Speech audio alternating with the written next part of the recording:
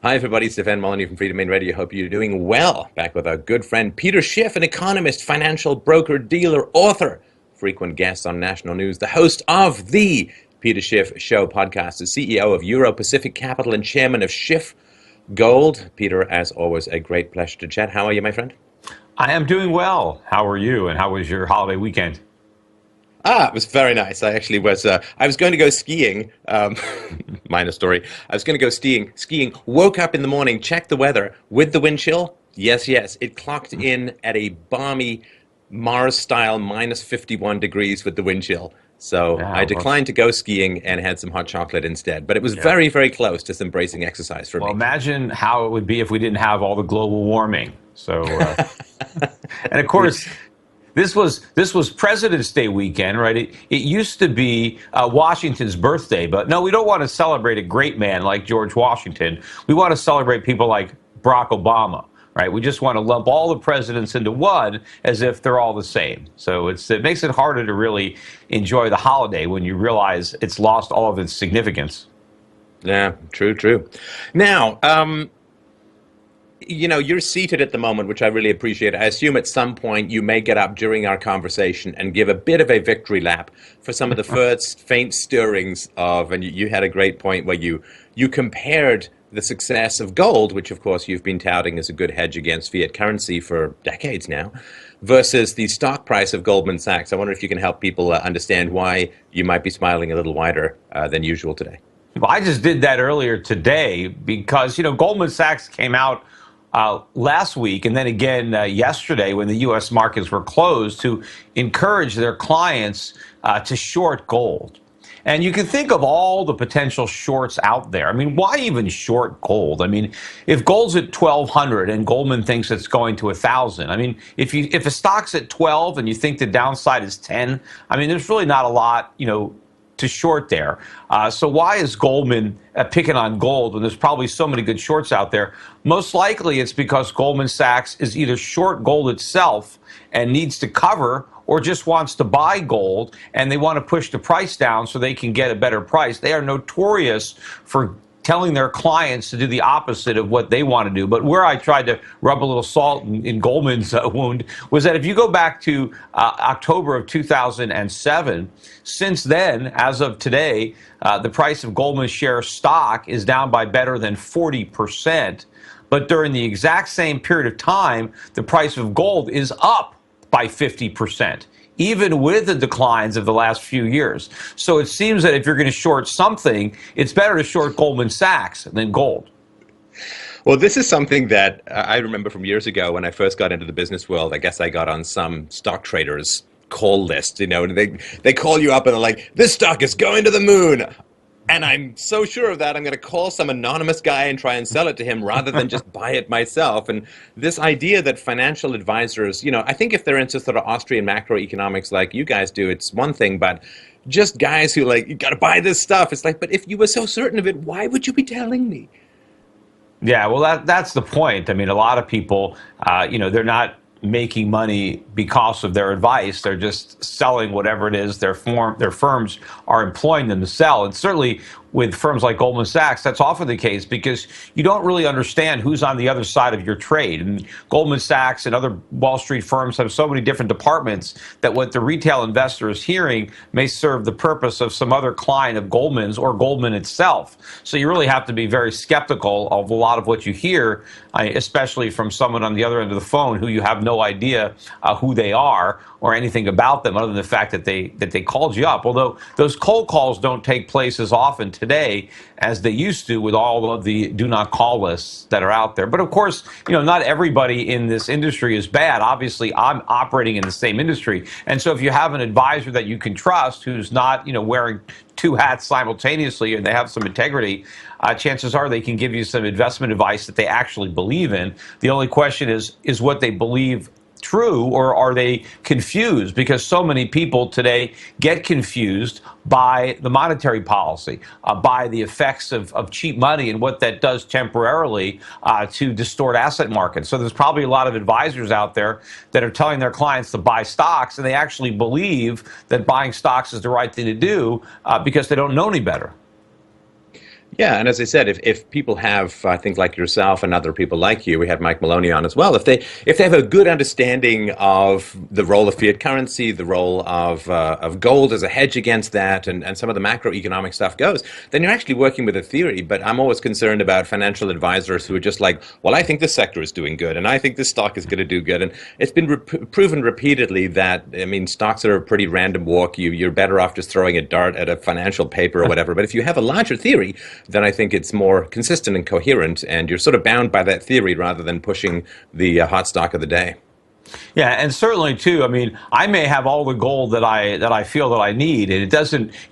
Going out and advising other people to buy it isn't going to affect the market at all. But a company the size of Goldman Sachs, I mean, certainly they have the clout. If there's a particular stock that they think is very undervalued, just by talking about it, they're going to make the price go up. So why not just buy it? They have access to some, endless amount of credit. If they really think a stock is, really inexpensive, they don't have to find people to buy it. They have plenty of resources to buy it themselves. So there's a good chance that if they are touting a stock, it's because they want to sell it, and what they need is another buyer. So what are some of the things, Peter, that you got out of Janet Yellen's recent two-day love fest in Congress, the art of misdirection while seated? Because I think you and other people coming from where you come from financial advice standpoint, have said that there's really been a recession that kicked in last quarter of last year, sometime around that. And Janet Yellen seems to be putting a pretty sunny face on some of this data.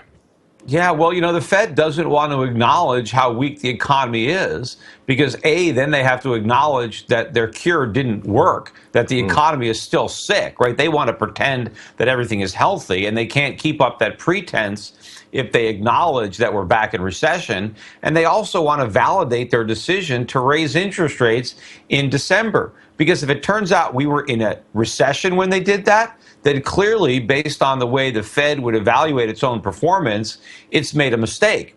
So the last thing the Fed wants to do is acknowledge that. So they want to continue to pretend that everything is fine. The problem, of course, is the markets don't like that because I think some people can sense that it's not fine if you look at all the economic reports. Look, we got two more economic reports today. They were both lousy. They were both below consensus. And this has been par for the course. All of the fourth quarter, one data point after another was consistent with a recession, not an economy that's growing. Yet the Fed remained blind to all that data and hiked rates anyway, simply pointing at a really meaningless unemployment rate of 4.9%, which means nothing when you look beneath the surface and find out the only reason it's so low is, one, because so many people have left the workforce and are therefore not counted, and so many other people now have part-time jobs, many of them multiple part-time jobs, so they don't really have a decent job. They can't make ends meet, but they have some type of work because this economy is in a major transition, thanks in large part to President Obama, away from full-time employment to part-time employment. And by definition, there's going to be more part-time jobs than full-time jobs because when you're working part-time, you're not working as many hours. And so your boss needs to hire more people because really we're sharing the jobs is what we've got is this job sharing economy. And we count all those shared jobs as if they were a full job. And so all Janet Yellen is doing is looking at that headline number and the fact that jobs are being created without any regard to whether they're full or part-time, and she raised rates anyway. So she doesn't want to come and admit that she made that mistake, and so she has to pretend that everything is okay, but that the Fed continues to monitor the economy and they remain data dependent, in case it turns out that the economy is weaker than they thought and the Fed has to come to its aid with some more stimulus.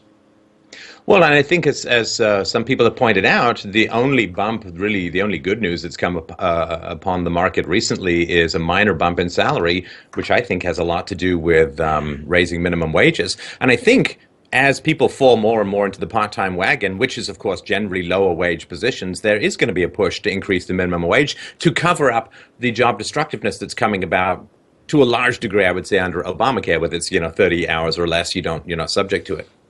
Yeah, the biggest irony is you hear people who are proponents of raising the minimum wage, and they say, well, how do you expect our college graduates to pay off their student loans if we don't raise the minimum wage? which is so ridiculous on so many levels. I mean, why are we sending kids to college and spending a fortune, getting them, liberal arts degrees, if we then expect them to work at McDonald's flipping hamburgers and then demand that they get overpaid for doing it? Because, it doesn't matter if you have a degree. If you're doing menial work that somebody could do dropping out of high school, you shouldn't be paid extra just because you were dumb enough to go into debt thanks to, the government indoctrination. Well, of course, it's the general idea that the government says, well, people who earn degrees tend to make more money. So if we get more people to earn degrees, they'll make more money, which, of course, is ignoring every basic fact of economics. It's sort of like saying, well, tall people are on basketball teams, so we'll take a short guy and put him on a basketball team and make him taller. Yes, it's bad logic, right? They don't look at it. The reason that college grads earn more money in most cases is because the smarter, more ambitious, harder working kids are the ones that choose to go to college. And so they would make more money anyway.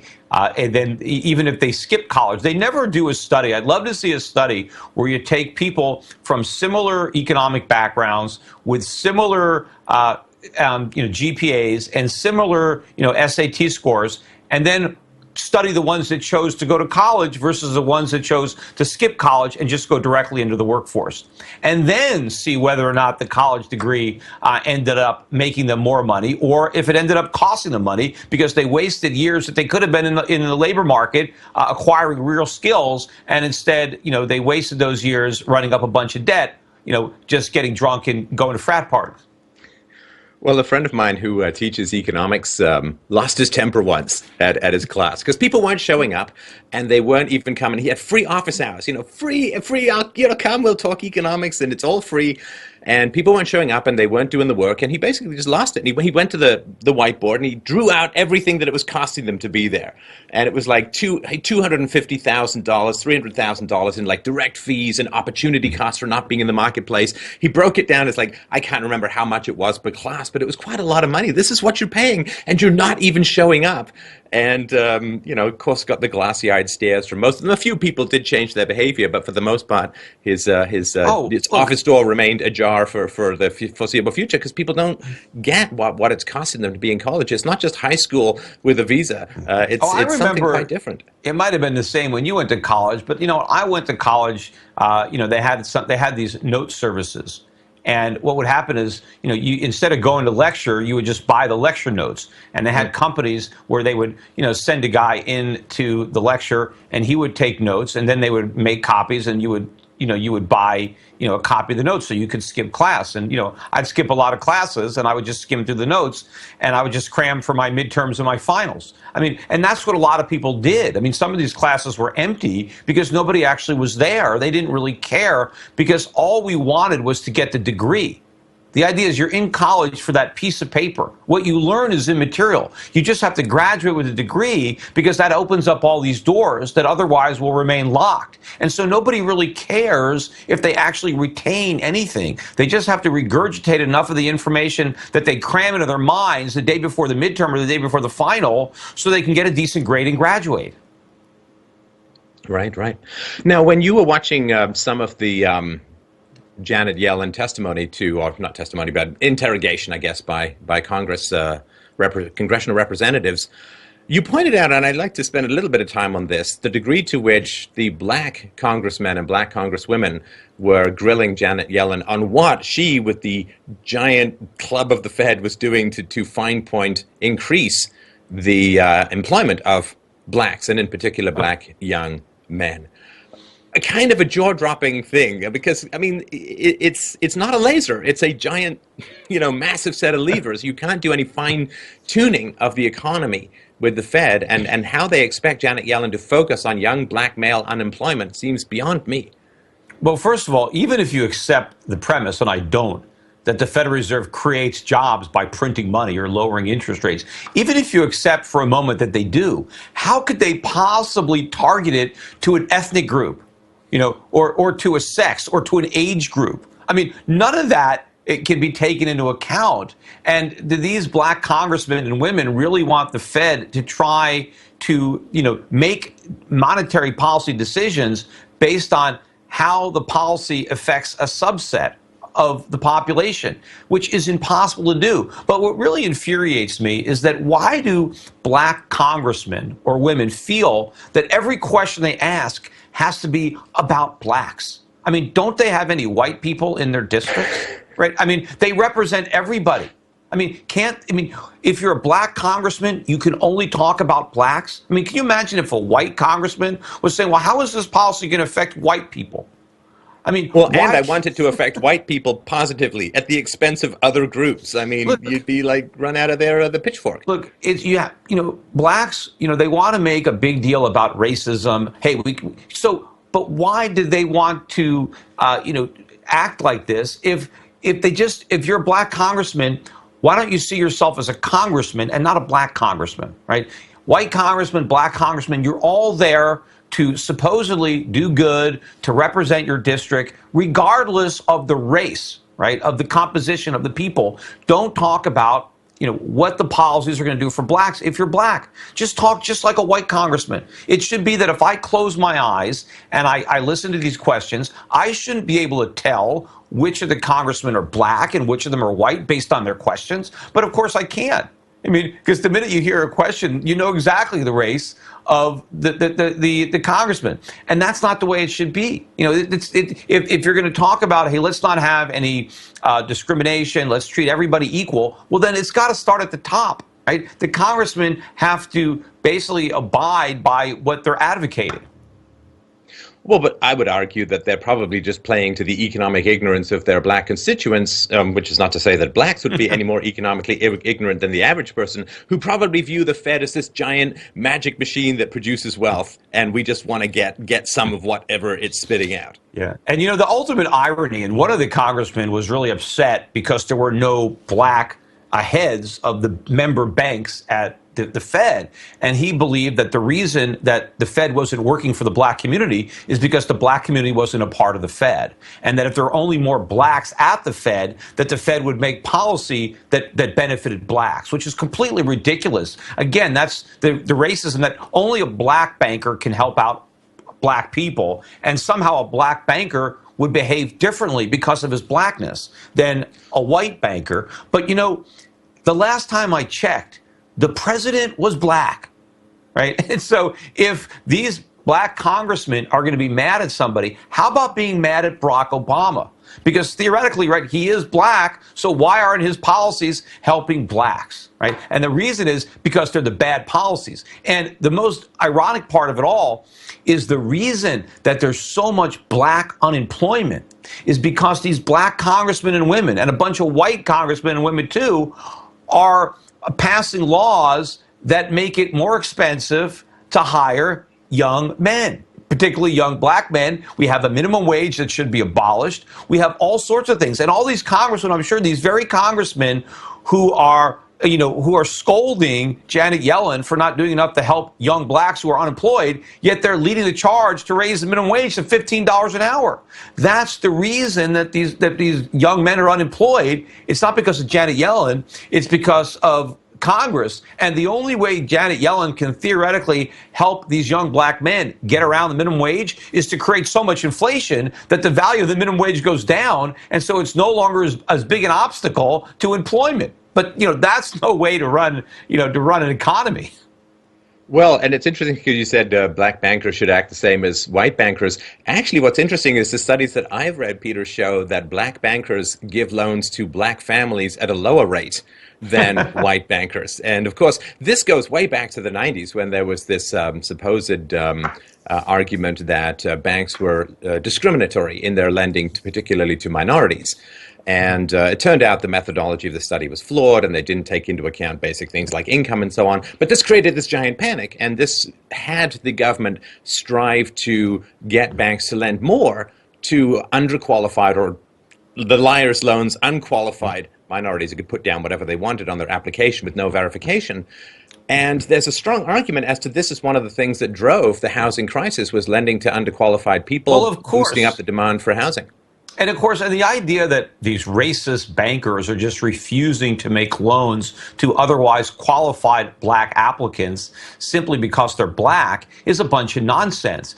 Because this is a free market. If there were a bunch of creditworthy blacks that were being denied loans by a racist bank, another bank would compete for that business. I mean, it would be ripe for the taking.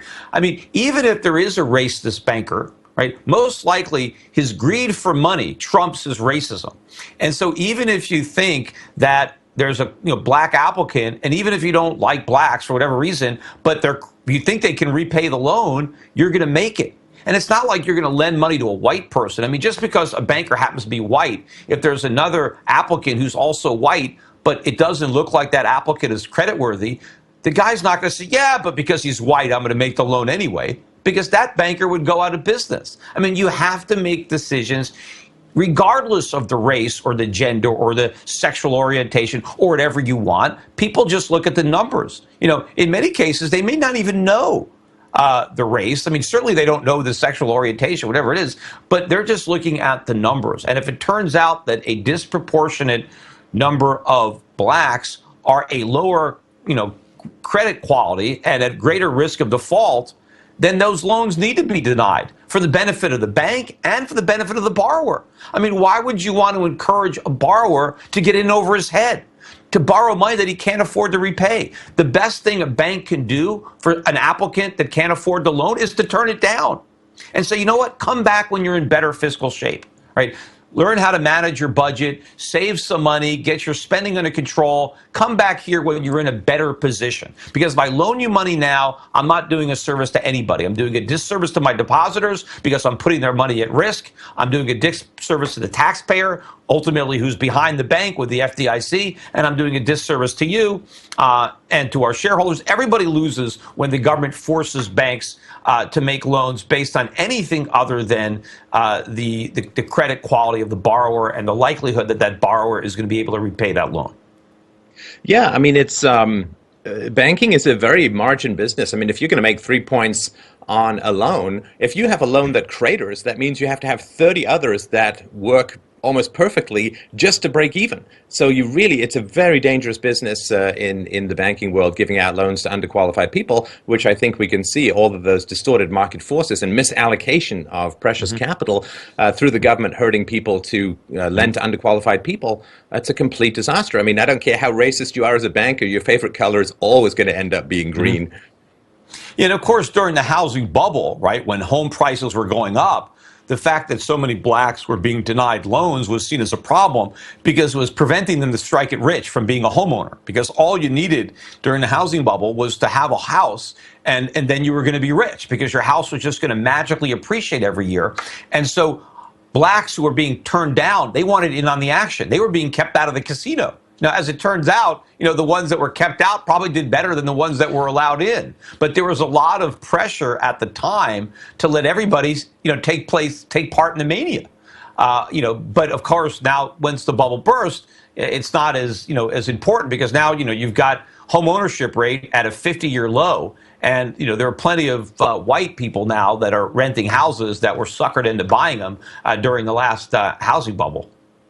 Well, and I think it's also in America because there's this peculiar situation. It's not just peculiar to America, but of course where government schools are funded by property taxes. So the poor neighborhoods have much worse schools. And so for the minorities or anyone coming from those poor neighborhoods, one of the reasons they do want to pay more for a house than they probably should is just to try and claw themselves into a better school district. And that can be solved with things like vouchers and so on. But, unions stand a little in the way between that. The government also gives you a tax deduction on your mortgage interest and your property taxes. So they create an incentive for people to want to buy a home rather than to rent, even if renting would be an economically better alternative. But sure, the government takes all this money from people forcibly to use it for the schools. I mean, 80 to 90% of your property taxes go to the schools, and the schools are lousy. If we didn't have all these government schools, if the homeowners got to keep the money that's otherwise paid in taxes, they can use that money to shop around for a good school because now you'd have competition. Now you'd have multiple schools bidding for your business, and they'd be bidding for it, promising the best possible education at the lowest possible cost, and the focus would all be on the kids. Instead, in government schools, no one cares about the kids. It's all about how to make the most money for the government-run school system, for the bureaucrats, for the teachers' unions, for the administrators that run the program, because the customers are forced. They have no choice because the money is taken from them and they're forced into these schools. And the only way they can go to a private school is if they can afford both. If they can afford to overpay for a government school and then still have enough money left over not to even go to that government school and to pay for a private school on top of it. A while back ago, I did a video on China's economic woes and challenges, and the rumblings from over the eastern seas seem to be getting a bit louder and higher. I'm not seeing it as much in the media. Where do you think China is at the moment, and where do you think it's heading? Well, look, I think China has a prosperous future, a bright future. It's obviously a rocky road, but look, they made a decision to move away from communism and to embrace free market principles. They recognized, unlike Bernie Sanders, right, that socialism does not work. And so they moved away from it. And the people in China are much prosperous as a result of the fact that they're no longer feeling the burn. Right? They've got a lot more freedom than they used to have, and now they have a lot more prosperity. But obviously, they've got more to go. I mean, there's still a big state there. They're still involved in things that they shouldn't be. But I believe the United States government is more involved in things that they shouldn't be than the Chinese government. There, it's just more overt. But in the U.S., it happens. It happens more behind the scenes. But I think to a large degree, the average American businessman feels the weight and the burden of the U.S. government far more than the typical businessman in China does. I think there are fewer barriers to success, fewer obstacles put in the path of potential entrepreneurs in communist China than there is in supposedly free market America. And so I think you're going to see a continued growth in their standard of living. I think the big transition is going to be when they're no longer pegging their currency to the dollar. I think this has already started. It isn't totally freed up yet. And right now you have a lot of speculators betting that there's going to be a big devaluation of the Chinese currency against the dollar. I actually think it's the opposite. And it's going to be a significant revaluation, upward appreciation of the Chinese currency that's ultimately going to deliver a huge increase in living standards to the Chinese population. And of course, at the same time, deliver really a death blow to the American consumer who has really been getting a free ride on the Chinese gravy train. And even further afield, I guess, Japan seems to be one of these really instructive it's really instructive how bad a central bank can mess up an economy. What is it going on, like a 25-year recession? I mean, it's almost a generation-long recession now, where they've tried to prop up these zombie corporations, infuse the economy with magic money, and the thing is just staggering along in a truly disastrous, demographically disastrous. There's almost no young people left who want to have kids, and in the meantime, people don't seem to see it. You know, the government created a solution for a non-existent problem. And as a result, the non-existent problem has become a very real problem, and it's getting worse and worse because of what the government is doing. Look, yes, Japan had a bubble in the 1980s in the stock market and in their real estate market. The source of that bubble was the cheap monetary policy at the time that was being used to prop up the U.S. dollar. To prevent the dollar from falling too rapidly against the yen, the Japanese pursued a very weak monetary policy. Despite that weak monetary policy, the yen appreciated anyway. It just would have gone up even more. But all that cheap money went into the stock market, went into the real estate market. I mean, you know the story. Central banks have been doing this over and over again. And then when that bubble burst, instead of just letting the market fix the problem, they started to do their bailouts and their stimulus. And here we are, how many generations later or decades later, and they're still trying to put out the same fire with more gasoline. And it's not going out. Meanwhile, the Japanese had a prosperous economy. They had tremendous savings. They were a huge net creditor, big trade surpluses. Yes, if the population was aging, that would have been fine. They had plenty of savings. They weren't dependent on a Ponzi scheme like the United States.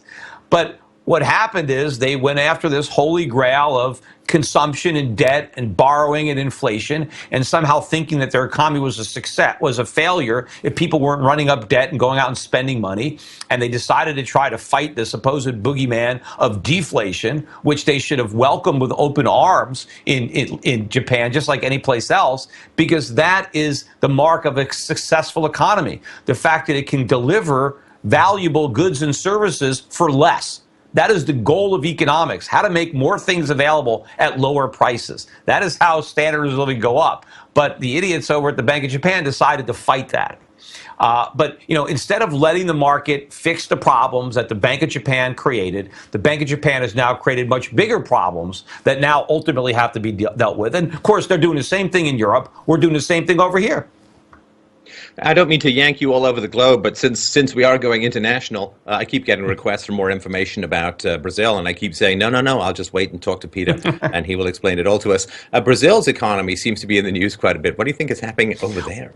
Well, I think a lot of markets like Brazil, see, Brazil is very much a resource-based economy. I mean, most of their big industries are resources, whether it's industrial materials, mining, right, agriculture. They export a lot of raw materials, and with the strong dollar, which has been based on the widespread belief that the U.S. economy is growing and it has a real recovery and that the Fed is going to be raising rates, all of that has strengthened the dollar, which has depressed commodity prices, which has hurt the balance of trade for countries like Brazil. In addition, a lot of Brazilian companies borrow in U.S. dollars because that's the international reserve currency. Nobody wants to lend in the real.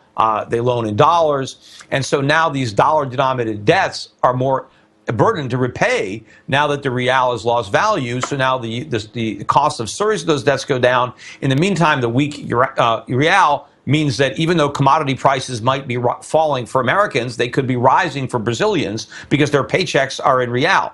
And if the commodities that they're buying are priced in dollars, so the economy is under pressure, companies are under pressure because of the artificial value of the dollar.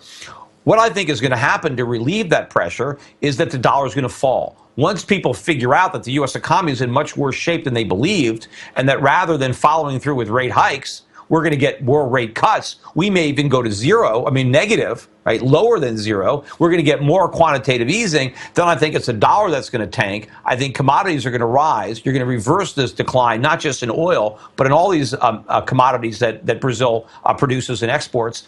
And I think that their economy is going to benefit, as well as a lot of other economies that are right now suffering from the high value of the dollar. And do you think some of the death spiral that I think is going on in some of the municipal bonds, and in particular in Puerto Rico, as you've pointed out, the politicians buy votes with money that they borrow, but when the borrowing begins to dry up, they turn to the Fed to create money so they can keep buying these votes. Where do you think that's going to take these kinds of markets? Yeah, well, Puerto Rico is a perfect example, of what not to do, but that's what we do anyway. And, why was it so easy for the Puerto Rican government to borrow money? Well, because the U.S. government, through the tax code, made Puerto Rican debt tax-free in all 50 states. So all these municipal bond funds wanted to buy Puerto Rican bonds. They couldn't get enough of them. In the meantime, there was a lot of demand for higher yielding debt because the Fed had interest rates at zero. So people were looking for yield anywhere they could get it. They didn't care about the risk involved in getting the yield. It was just the short-term yield that they wanted. So this was perfect because there was massive demand for Puerto Rican government bonds, which the Puerto Rican government was eager to create because they could use that borrowed money to buy votes. And they could promise all sorts of benefits to Puerto Rican voters, people who worked specifically for the Puerto Rican government, which is the largest employer on the island, one of the main employers there. And so they can give everybody raises and Christmas bonuses, and they can borrow the money to do it. And then, of course, your employees who you just gave a raise to, well, they're going to vote for you when it comes time, to go to the voting booth. So this was an insidious process, or a sensuous process, that continued until finally it became apparent that the money that was borrowed was so enormous that there was no way that Puerto Rico could pay it back. Now, we are already in that situation in the United States, but nobody cares that we can't pay it back because they believe the Fed can print the money. You see, the Fed doesn't specifically print money for Puerto Rico, right? But they do for the U.S. Treasury. So even though America is even in greater debt than Puerto Rico, Puerto Rico's creditors are nervous and America's creditors are still oblivious. But eventually, they're going to figure this out, and they're going to demand a higher rate of interest on treasuries, just like they demanded a higher rate of interest on the GOs of Puerto Rico. And of course, when we get into that predicament, we're just as broke. And either we print money and everybody gets wiped out to massive inflation, or we default. But those are the only two choices. Now, of course, I'm calling in from Canada. I actually remember years ago being in one of the oil-rich cities and seeing a bumper sticker which said basically, "Dear Lord, please give me one more oil boom and I promise not to piss it away like last time." And now, of course, with oil plunging down below $30 a barrel, incomprehensible, at least for most of us. I sort of grew up under the Carter years and all that. What is going on with oil? Well, again, it's the mirror image of the dollar. And, I didn't expect oil prices to get this low because I actually expected the Fed to abandon its tightening bias, years ago. I didn't even think they would finish the taper. I thought the Fed would be able to acknowledge the underlying weakness in the economy. But instead, they ignored the weakening economy and everybody believed them. So the whole world ignored it because the Fed ignored it. And so because the Fed continued to tighten and because the dollar continued to rise on the anticipation of that, the commodity markets were crushed. But look, go back to the 1990s. The same thing happened then. Oil prices were below $20 a barrel. They got into the teens. People were talking $5 at oil in 1999, 2000. And then in 2008, it was $150 a barrel.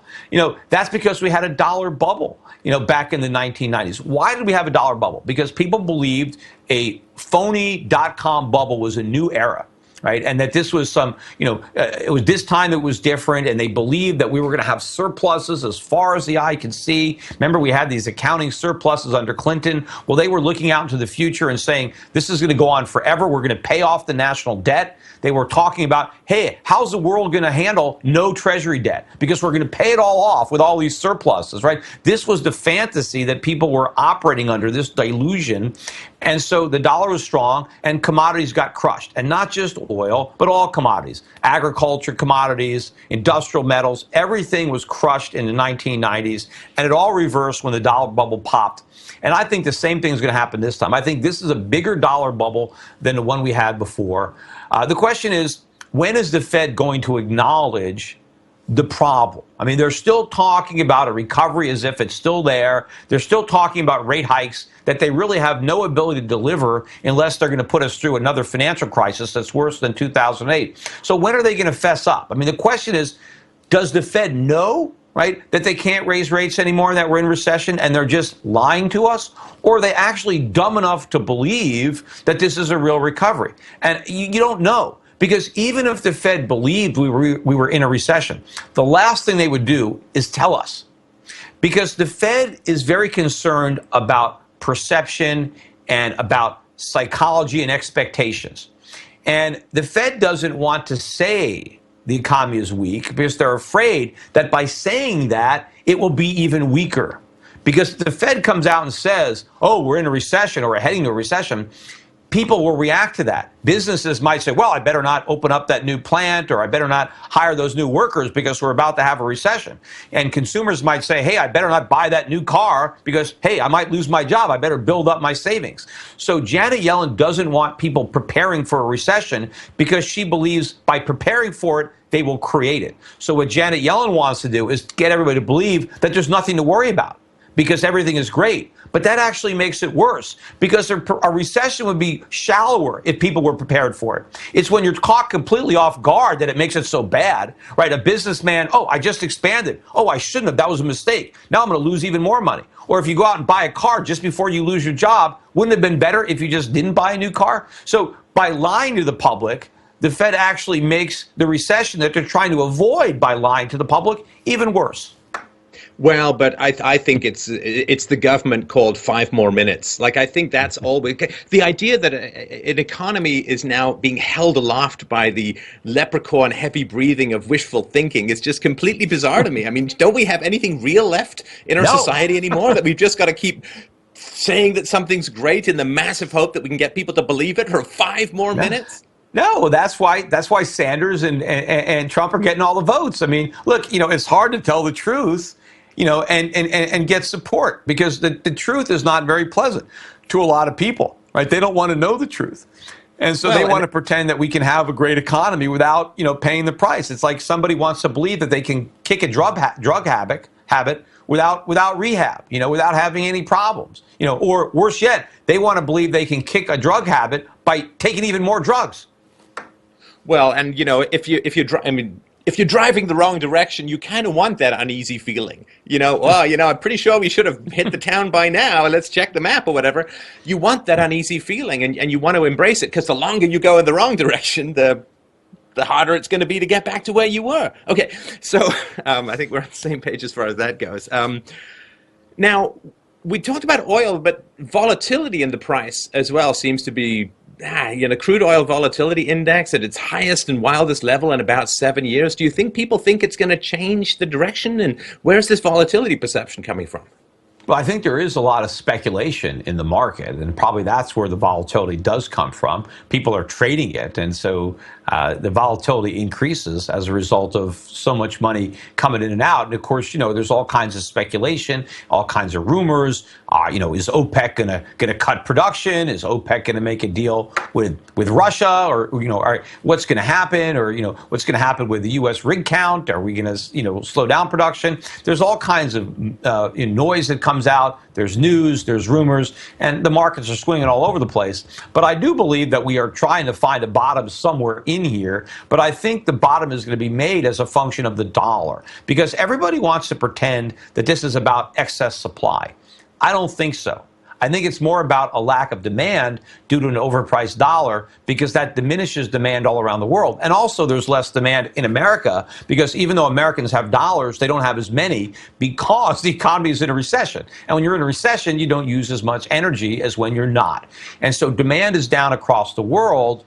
And that is the main reason why the price is down, not because of the glut that's been brought about by fracking. I mean, that might be responsible for $10 or $20 of the decline, but not the magnitude of the decline we've experienced. And nor does it explain why all commodities are tanking. I mean, we're not fracking, for soybeans, right, or copper, right? But those commodities have crashed too. It's not just oil. So it's across the board, and it's about demand. It's not about supply.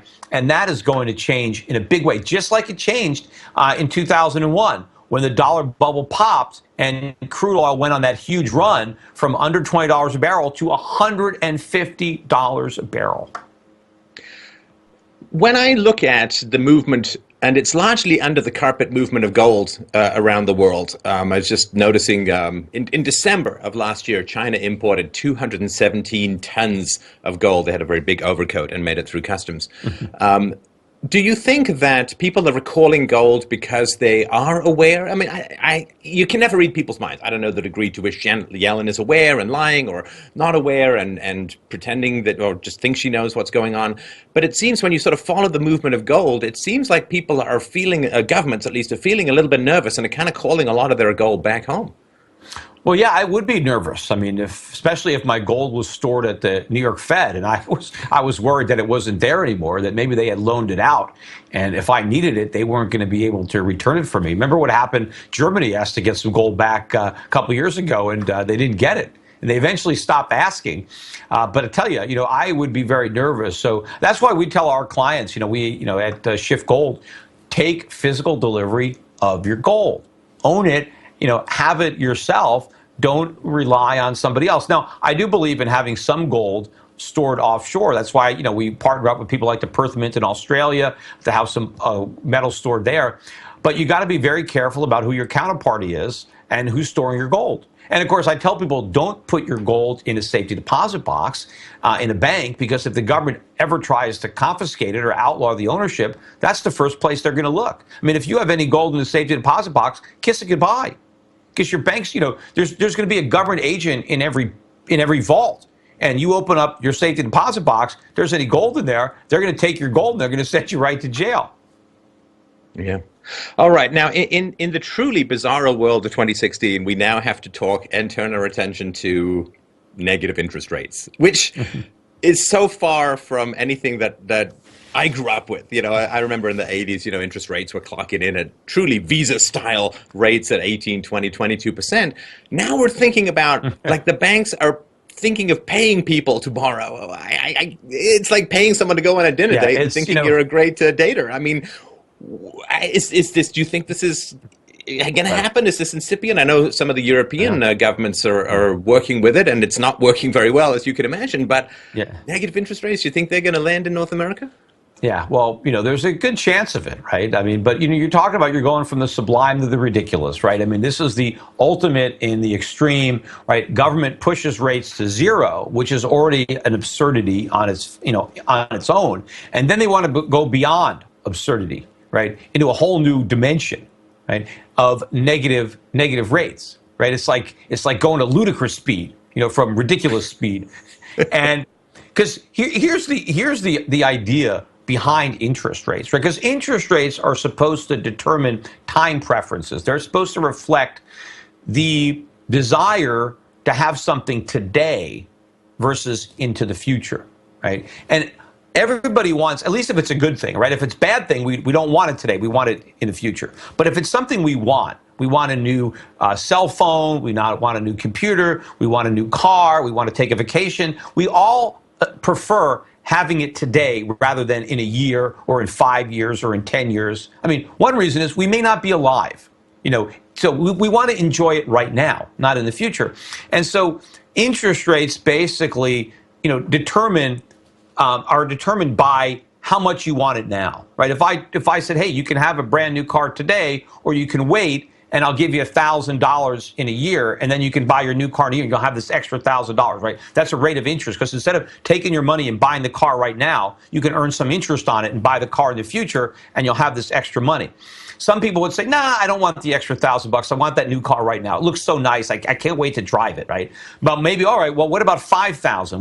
Would you wait for $5,000? Well, yeah, maybe then. Maybe I'll drive my old car because I could use that $5,000, right? That's the idea of trying to determine people's time preferences. Well, what negative interest rates is basically saying is, what would you rather have? A car today plus $1,000, or a car in a year without the $1,000? I mean, it's obviously, I mean, you want it now anyway. So now you're going to get it, and you're going to get extra cash. Who's going to choose, yes, I'll have it for a year and I'll pay $1,000 not to get it right now, right? Nobody is going to do that. You're turning economics on its face. And see, the important thing about interest rates is it determines so much in a free market. The interest rate is sending out signals to producers, to consumers, to businessmen, to investors. And capital needs to be allocated around a specific rate. Decisions are made based on a rate. When the government interferes and they take the rate and make it artificially low, they send out all these bad signals that cause the economy to do all sorts of things that are wrong. We make all sorts of mistakes, and the mistakes aren't corrected until rates go up and we have a recession. And that's the cleansing part. But if we make all kinds of mistakes with interest rates being low, being too low, imagine the enormity of the mistakes that would be made if they were actually negative. I mean, all the dumb things that we did when rates were 1% under Greenspan, and the even dumber things that we did when they got to zero under Bernanke, how much dumber would they be? How much bigger would the mistakes be if the rates were negative? I mean, I don't even want to find out, right? But the consequences are going to be enormous.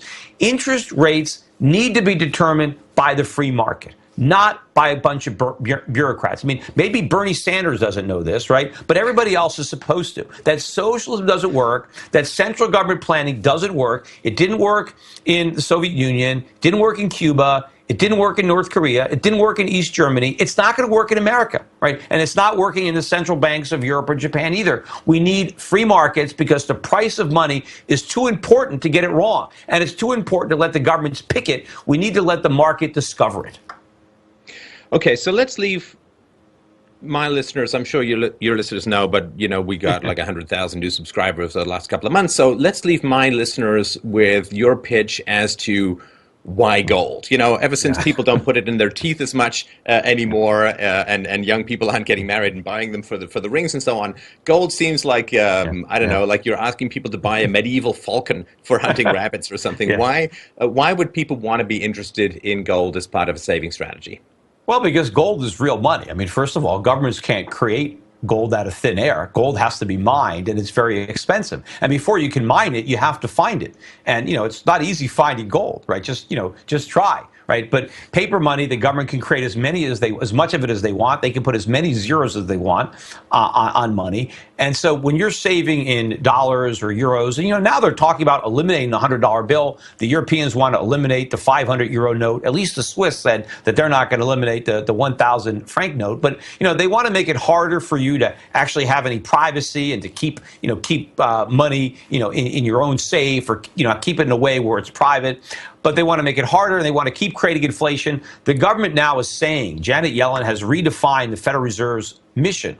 It used to be price stability.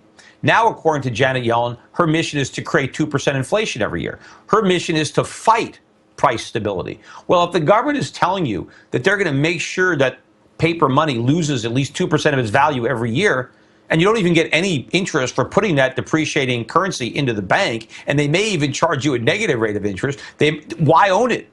Gold is real money, and so this is a way to protect yourself from government-created theft, i.e. inflation, from the potential of negative interest rates. So everybody around the world should own gold. But I want to mention something too about YouTube, because when it comes to YouTube, you are the 1%, and I am the 99%.